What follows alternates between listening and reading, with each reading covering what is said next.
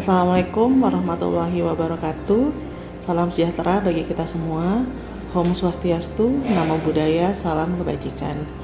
Salam hormat kepada Bapak dan Ibu Asesor Penilai Sertifikasi Dosen Gelombang 1 tahun 2026. Perkenalkan, saya Zonita Jirhani Rumalayan SHMH, dosen pada Program Studi Ilmu Hukum Fakultas Hukum Universitas Yapis Papua. Video ini disusun sebagai salah satu kelengkapan persyaratan dalam pengajuan sertifikasi dosen gelombang 1 tahun 2026, khususnya untuk menunjukkan kinerja dosen dan juga pelaksanaan tridharma perguruan tinggi pada bidang pendidikan dan pengajaran melalui penilaian diri dan unjuk kerja tridharma perguruan tinggi atau PDD UK TPT. Mata kuliah yang saya sampaikan pada video pembelajaran ini adalah Hukum Pidana Adat, yang merupakan salah satu mata kuliah kekhususan pidana di semester 6 Fakultas Hukum Universitas Yapis Papua. Pada mata kuliah Hukum Pidana Adat ini, capaian pada mata kuliah Hukum Pidana Adat adalah mahasiswa diharapkan mampu menjelaskan konsep, pengertian, sifat-sifat, dan ruang lingkup dalam hukum pidana adat, dan juga diharapkan mampu menganalisis sumber-sumber hukum pidana adat, mengidentifikasi unsur-unsur tindak pidana adat, bentuk pelanggaran adat, dan juga diharapkan mahasiswa mampu menyusun argumentasi hukum secara ilmiah mengenai eksistensi hukum pidana adat dalam pembaharuan hukum pidana nasional. Mata kuliah Hukum Pidana Adat ini memiliki bobot 2 SKS yang terdiri dari teori dan praktik, pemecahan masalah dan analisis kasus, khususnya tindak pidana yang terjadi dalam masyarakat adat. Dalam mata kuliah Hukum Pidana Adat ini terdapat 14 kali pemberian materi, yaitu mengenai pengertian hukum pidana adat, asas-asas hukum pidana adat, subjek dan objek hukum pidana adat, sifat-sifat pidana adat, corak hukum pidana adat, perbedaan hukum pidana adat dan hukum pidana positif yang terdapat dalam KUHP, macam-macam teori hukum pidana adat, teori-teori restoratif, teori retributif, dan juga teori pencegahan, jenis-jenis pelanggaran adat dan sanksi yang berlaku dalam masyarakat adat, penerapan hukum pidana adat dalam menyelesaikan sengketa dan penegakan keadilan di masyarakat adat. Selanjutnya, tata cara penyelesaian perkara pidana adat termasuk mekanisme musyawarah, mediasi, dan penerapan sanksi. Selanjutnya, hubungan hukum pidana adat dengan hukum pidana nasional dan tantangan dan peluang hukum pidana adat. Materi yang dibahas dalam mata kuliah ini adalah sifat-sifat hukum pidana adat yang merupakan materi di pertemuan keempat mata kuliah hukum pidana adat.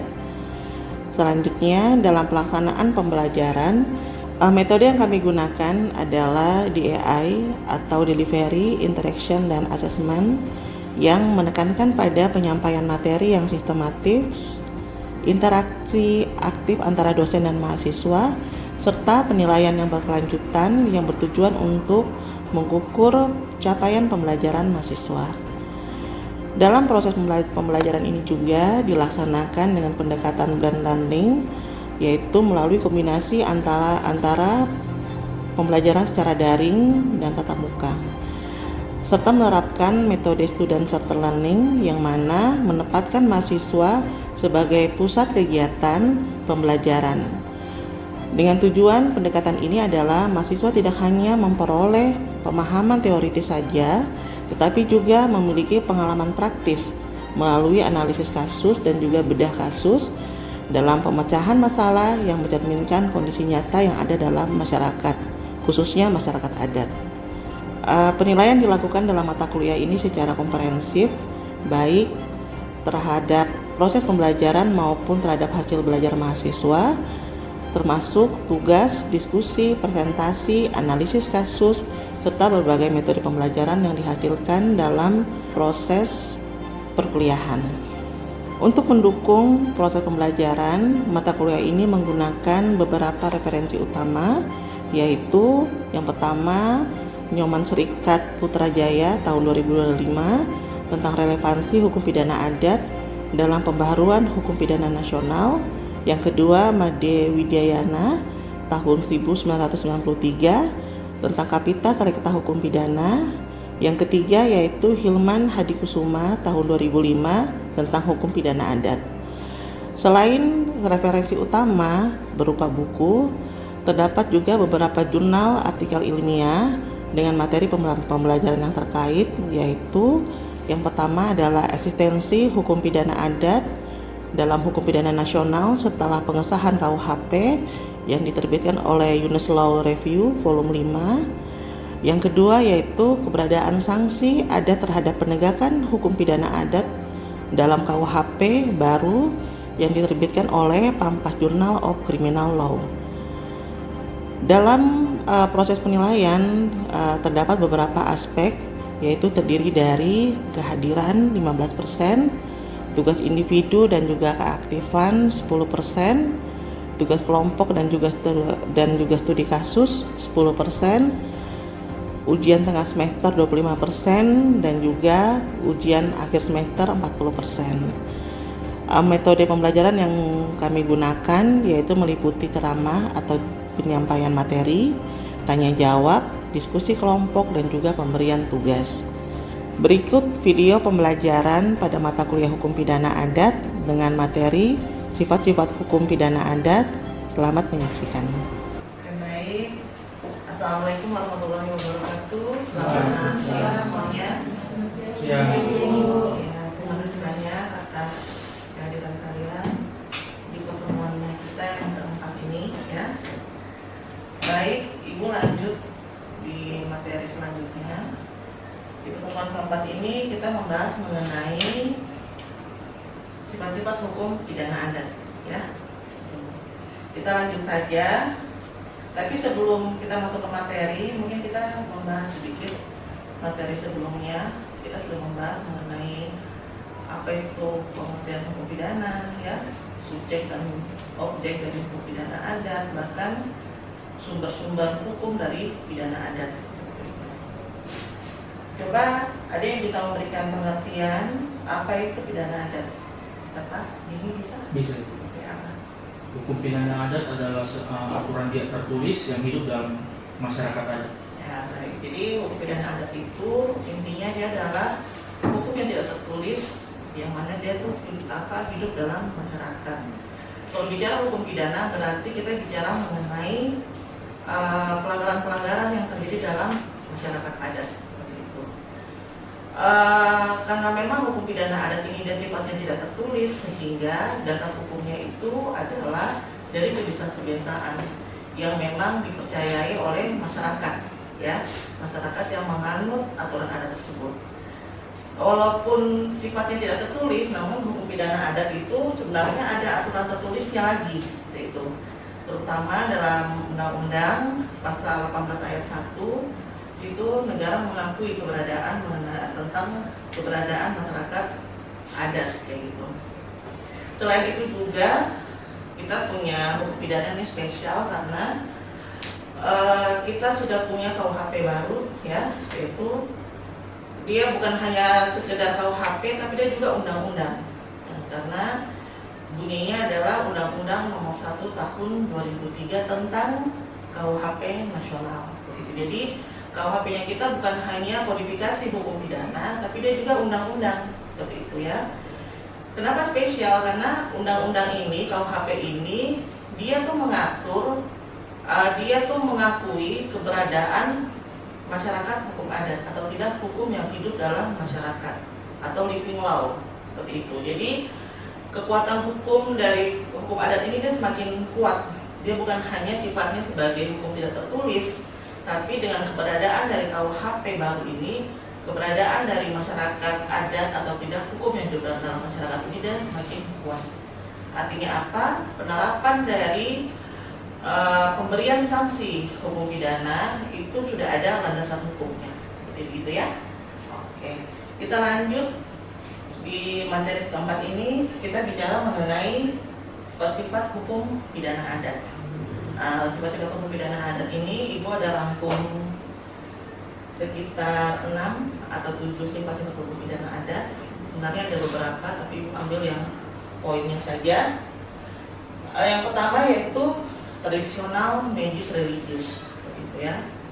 Apa itu tradisional magis religius? Bahwa kita punya masyarakat Indonesia ini masih sangat kental ya dengan budaya, tradisi, bahkan kepercayaan terhadap hal-hal yang berbau adat, ya.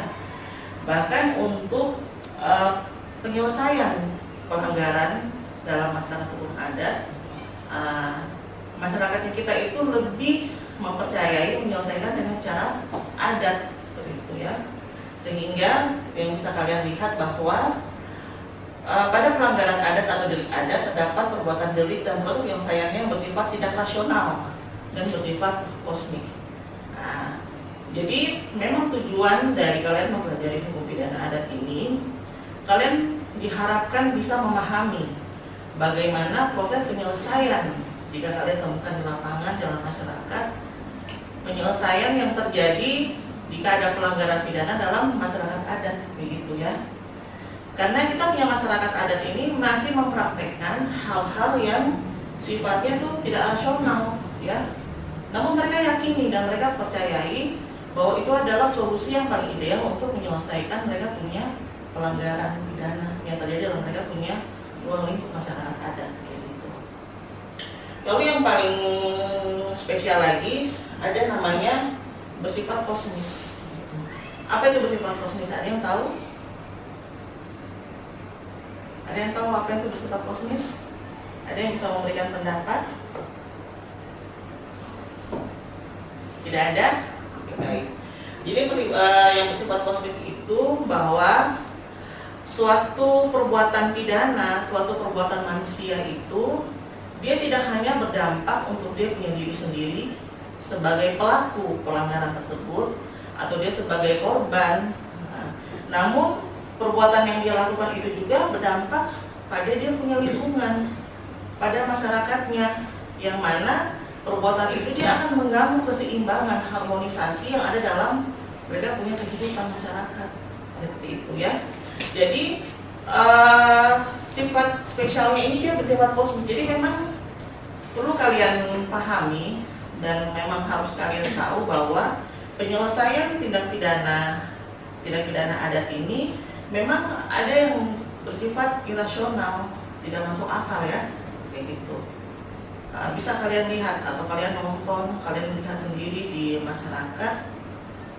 Penyelesaiannya itu kadang-kadang menurut kita, kalau kita anak hukum ya, kita ini kan orang hukum, mempercayai, memahami bahwa yang salah ya salah, yang tidak ya tidak ya. Jadi hitam jelas, putih juga jelas, kayak gitu. Jadi tidak ada yang di area abu-abu seperti itu. Namun dalam penyelesaian hukum adat, pidana adat ini tidak seperti itu, ya. Bahkan ada sesuatu yang di luar nalarnya kita, tapi dipercaya oleh kita punya masyarakat adat.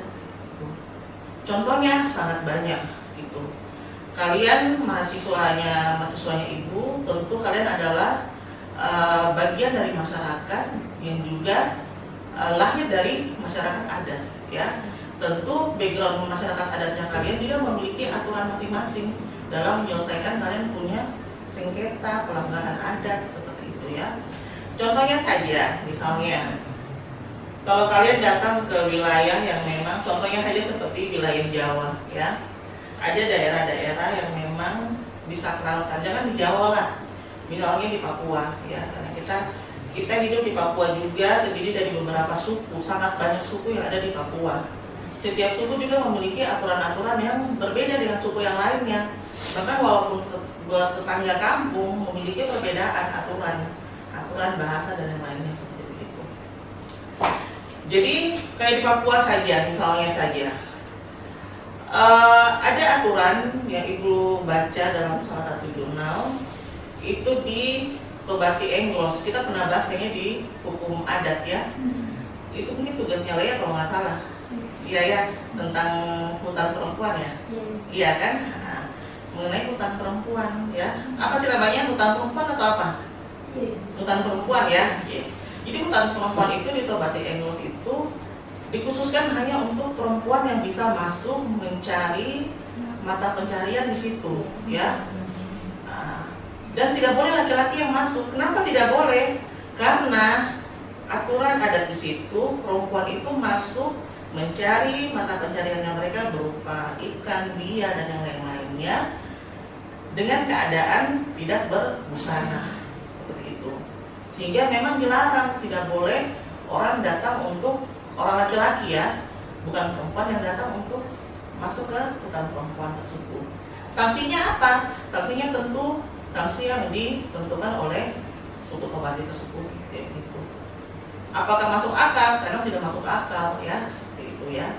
Seperti apa? Entah berupa apa namanya, seperti manik-manik ya, atau tidak berupa hewan ternak seperti babi dan yang lainnya seperti itu.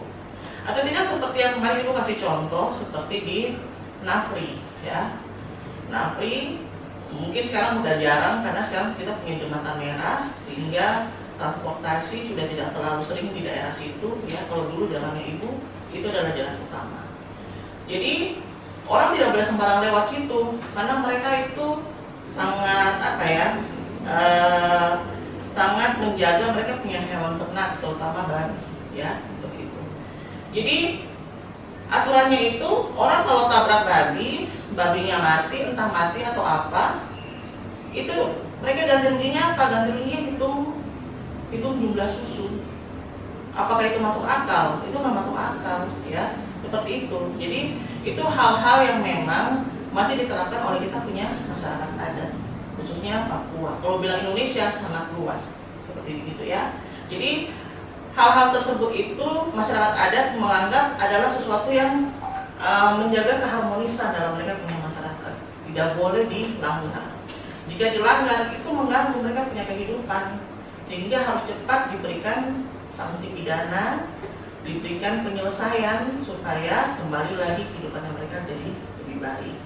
Seperti itu. Sampai sini mengerti ya mengenai tradisional medis ya. Selanjutnya menyeluruh dan menyatukan. Jadi salah satu sifat dari pidana adat itu yaitu menyeluruh dan menyatukan. Seperti apa? Jadi dalam pidana adat itu dia tidak membedakan ya. Dia tidak membedakan sebuah pelanggaran ini seperti dalam hukum positifnya kita. Hukum positifnya kita itu aturan memiliki ruang masing-masing, memiliki kamar sendiri-sendiri ya. Hukum perdata punya ruangan sendiri, administrasi punya ruangan sendiri, tata negara punya ruangan sendiri, bisnis punya ruangan sendiri, yang mana memiliki aturan masing-masing, baik dalam penerapannya dan juga memberikan sanksi atau tidak denda jika seseorang melakukan pelanggaran. Gitu. Namun dalam hukum pidana adat hal tersebut tidak berlaku. Kenapa? Karena baik perbuatan yang dia lakukan itu kalau ditarik dalam hukum positif adalah misalnya pelanggaran di sisi perdata, namun dalam pidana adat dianggap sebagai pelanggaran pidana adat seperti itu ya. Apakah misalnya kalau kita tarik menjadi kita tarik ke hukum positif itu sebuah ingkar janji, kalau kita tarik ke hukum positif dia masuk ke mana? Perdata ya, kayak gitu, hewan prestasi, tidak memenuhi perjanjian sampai selesai kayak gitu ya. Lalu menghina kepala sukunya ya, seperti itu. Mencurangi suatu hasil keputusan seperti itu ya. Itu kalau dalam hukum positif memiliki ruangan masing-masing dalam proses penyelesaiannya. Tapi dalam hukum pidana adat itu semua menjadi satu ya. Selama dia melakukan itu dalam ruang lingkup masyarakat adat, apa yang dia lakukan itu adalah pelanggaran pidana adat. Jadi makanya sifatnya itu menyeluruh dan menyatukan. Ini ada beberapa contoh yang Ibu sampaikan bahwa seperti dalam KUHP. Dalam KUHP ini dalam menerapkan sanksi, memberikan sanksi, tentu kita harus melihat unsur-unsurnya, kayak gitu. Apakah pelaku tersebut adalah pelaku utama atau dader, atau tidak dia tuh turut melakukan, atau tidak dia menghasut, karena setiap peranan pelaku ini memiliki sanksinya masing-masing, begitu. Nah, dalam pidana adat hal ini tidak berlaku. Selama dia melakukan tindak pidana dalam ruang lingkup masyarakat adat, dia adalah pelaku. Apakah dia itu menghasut, apakah dia hanya turut melakukan, dia bukan yang memiliki ide awal. Tetap selama mereka melakukan dalam ruang lingkup masyarakat adat dan merugikan masyarakat adat, apa yang mereka lakukan itu adalah pelanggaran di ruang lingkup pidana adat. Jadi tidak ada perbedaan seperti itu. Begitu juga dengan contoh lainnya seperti dalam melihat unsur-unsur pidana yang tujuannya untuk melihat sanksi apa yang akan diberikan. Tapi akan dilihat apakah perbuatan yang dilakukan, tindak pidana yang dilakukan itu apakah sengaja atau lalai atau apa. Jadi dalam pidana adat itu tidak melihat itu, ya. Selama kalian lakukan itu merupakan suatu pelanggaran pidana adat yang merugikan masyarakat adat, tetap yang dilakukan adalah pelanggaran pidana adat. Jadi tidak dilihat itu tingkatan-tingkatan itu, ya. Tidak dimengerti ya sampai sini ya. Oke. Kita lanjut yang ketiga, yaitu hukum pidana adat itu dia tidak pre-existence atau tidak menganut asas legalitas, ya. Apa itu asas legalitas? Ya, asas legalitas itu tidak ada perbuatan yang dapat dipidana dan tidak ada pidana yang dapat dijatuhkan kecuali berdasarkan ketentuan undang-undang pidana yang telah ada sebelumnya. Artinya apa? Kita punya hukum pidana ini, konsepnya baik di hukum pidana, baik dalam KUHP pertama ya, WPS itu, sampai dengan Undang-Undang Nomor 1 Tahun 2023, kita punya landasannya itu adalah asas legalitas yang ada dalam pasal 1 ayat 1 dalam kita punya KUHP. KUHP lama juga berlaku, KUHP yang baru juga berlaku. Apa itu asas legalitas itu ini? Bahwa tidak ada perbuatan yang bisa dapat dipidana sebelum perbuatan itu ada aturan yang mengatur tersebut, ya. Jadi selama perbuatan itu tidak diatur dalam KUHP, dia tidak bisa diberikan sanksi pidana. Itu adalah konsep asas legalitas dalam kita punya KUHP. Namun dalam sifat hukum pidana adat ini ada yang namanya tidak pre-existence. Artinya apa? Bahwa delik adat itu dia tidak menganut asas legalitas, ya. Jadi kenapa? Karena tentu asas hukum pidana adat ini dia tuh berasal dari hukum yang apa? Hukum yang apa, Jim? Hukum yang tidak tertulis, ya. Artinya apa? Tidak ada aturan yang mengatur, tidak ada aturan yang tertulis mengenai perbuatan apa, delik apa yang dilakukan oleh pelanggar pidana tersebut, ya. Sehingga kalau kita menganut asas legalitas, tentu pemberian sanksi pidana pada pelaku tindak pidana adat ini tidak bisa diberikan. Nah, spesialnya sekarang bahwa kita punya KUHP baru ini sudah mengakui keberadaan masyarakat adat, ya, dalam Undang-Undang Nomor 1 Tahun 2003 itu, yang mana dia itu berada dalam pasal 2 ayat 1 dan ayat 2, yang mana dalam pasal itu intinya mengakui, ya, mengakui keberadaan masyarakat adat atau hukum yang hidup dalam masyarakat, atau bisa disebut dengan living law, kayak gitu. Namun dibatasi oleh undang-undang. Dibatasinya apa? Selama pemberian sanksi pidana itu dia tidak boleh melanggar hak asasi manusia, ya. Tidak boleh melanggar hak asasi manusia, tidak boleh melanggar nilai-nilai yang diatur dalam Pancasila, ya, atau tidak yang ada dalam Undang-Undang Dasar Negara Republik Indonesia ini. Dia tidak boleh menyalahi itu. Jadi negara memberikan kebebasan, memberikan kesempatan untuk memberikan sanksi pidana sesuai dengan hukum yang hidup dalam masyarakat tersebut. Selama pelanggaran yang dilakukan itu ya terjadi dalam masyarakat itu, ya, itu. Namun pemberian sanksi itu tidak boleh melanggar hak asasi manusia, tidak boleh melanggar nilai-nilai yang ada dalam Pancasila, tidak boleh melanggar apa yang terkandung dalam Undang-Undang Dasar Republik Indonesia, seperti itu. Ataupun segala aturan hukum yang diatur dalam kehidupan kita dalam berbangsa, ya seperti itu.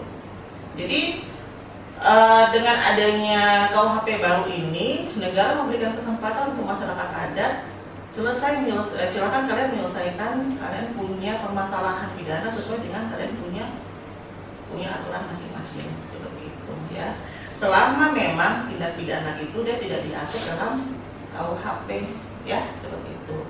Seperti apa contohnya tindak pidana yang tidak diatur dalam KUHP? Ada yang tahu?